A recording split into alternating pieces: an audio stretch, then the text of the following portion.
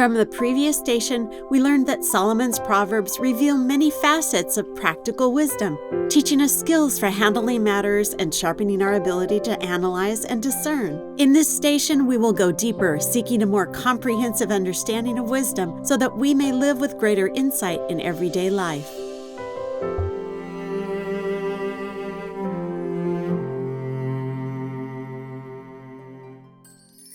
In this chapter, the sage reflects on many aspects of life, from national governance and social order to family life, and explores contrasting themes such as wisdom and folly, integrity and wickedness, poverty and wealth. Where there are no oxen, there is no grain.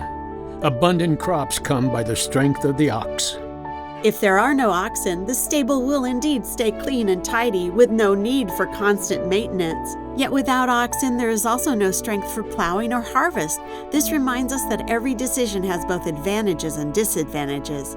What matters is learning to discern what is important, never sacrificing what is greater for the sake of what is small. Fools mock at the guilt offering, but the upright enjoy God's favor. Fools treat sin and the harm they cause others as if it were a game. Their wickedness and selfishness bind them within their own folly, and yet they remain proud, unaware of the misery awaiting them. The upright, however, find joy in one another's integrity, drawing encouragement from each other's example. The source of their joy is entirely different from that of fools. Those who oppress the poor insult their Maker, but those who are kind to the needy honor him. This verse reminds us that showing mercy to the poor is not only a good deed, but also an expression of reverence for God. Although some may face poverty because of their own circumstances, that does not change the fact that they are created by God. We respect others not because of their achievements, but because God has endowed every life with inherent worth.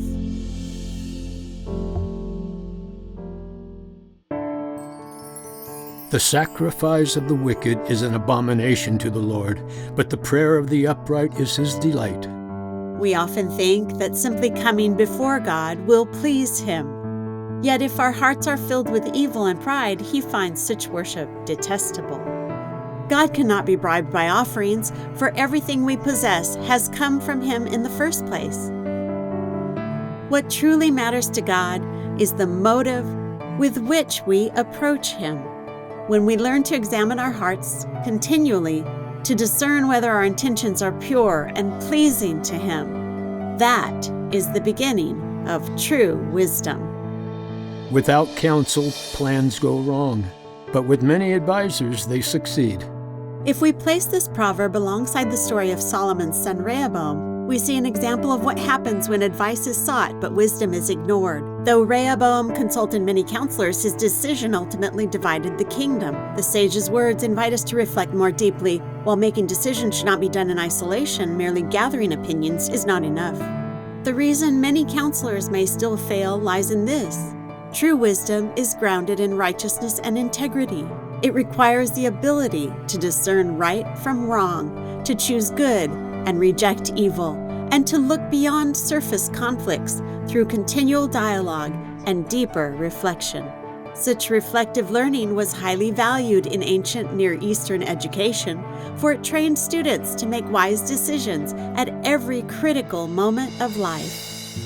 The light of the eyes rejoices the heart, and good news refreshes the body. The book of Proverbs combines practical instruction with keen observation of human experience, guiding us toward sound values and inviting thoughtful dialogue. Here, the sage employs a phrase rich with multiple meanings.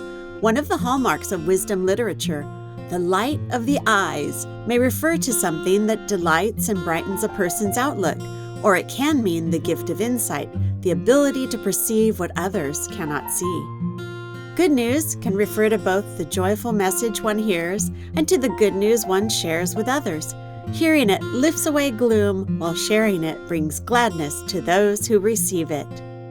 When we turn our eyes toward others and become a source of help and encouragement, we too experience joy in the process.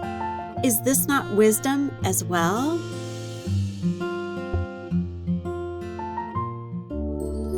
This chapter begins and ends with references to the Lord, forming an inclusio that reminds us wisdom cannot be separated from God's realm. The plans of the mind belong to mortals, but the answer of the tongue is from the Lord. In Proverbs, the heart and the tongue are often linked, expressing that a person's actions and words flow from the inner life. This verse teaches that while humans may make their plans, the final outcome rests in God's hands. Sometimes, even in conversation, we may say something unexpectedly wise or timely. This too is the Lord's guidance. Inspired decisions are on the lips of a king. His mouth does not sin in judgment.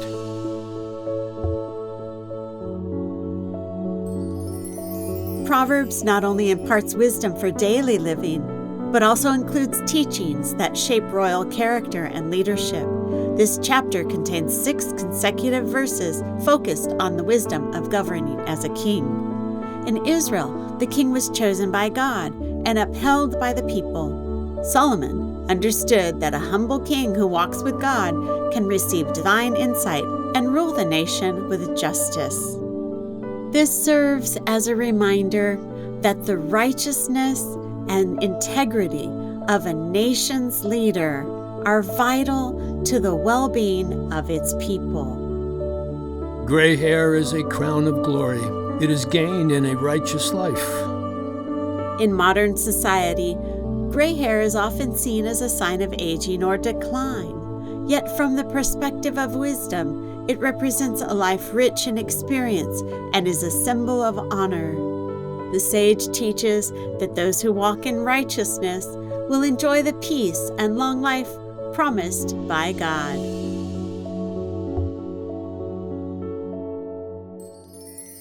An evildoer listens to wicked lips, and a liar gives heed to a mischievous tongue. The wise understand that the human heart is more deceitful than anything else. Therefore, they often emphasize the consequences of doing evil. This verse is no exception. It reminds us that wrongdoing gradually changes the human heart. We sometimes hear people say, "I'll do whatever I want while I'm young, and change when I'm older."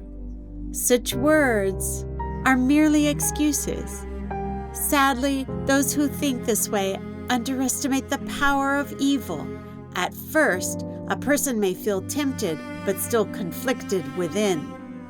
Yet over time, resistance fades, and what was once wrong begins to seem attractive until they are completely ensnared.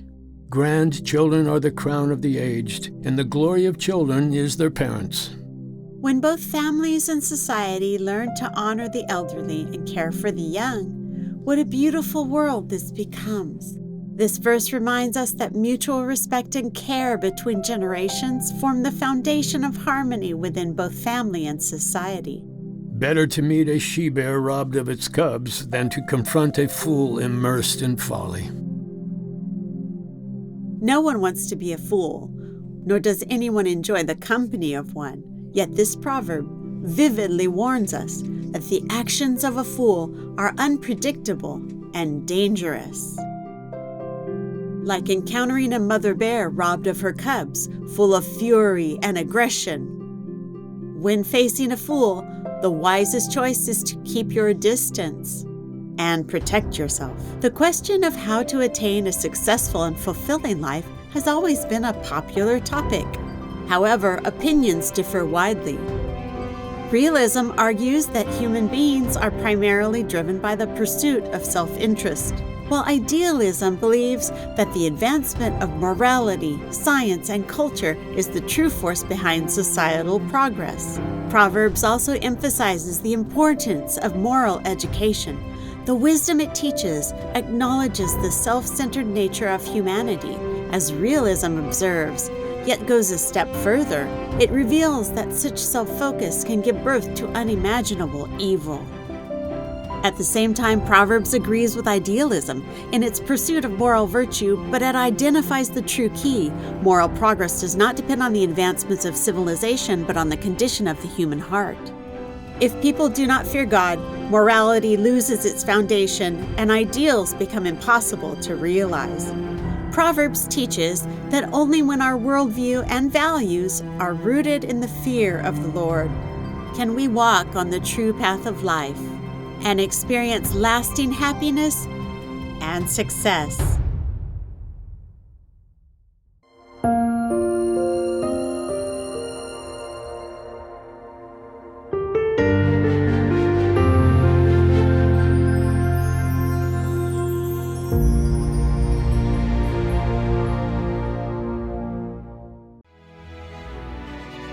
Spring of Water International Ministries invites you to journey with us, giving seed to the sower and bread to the eater.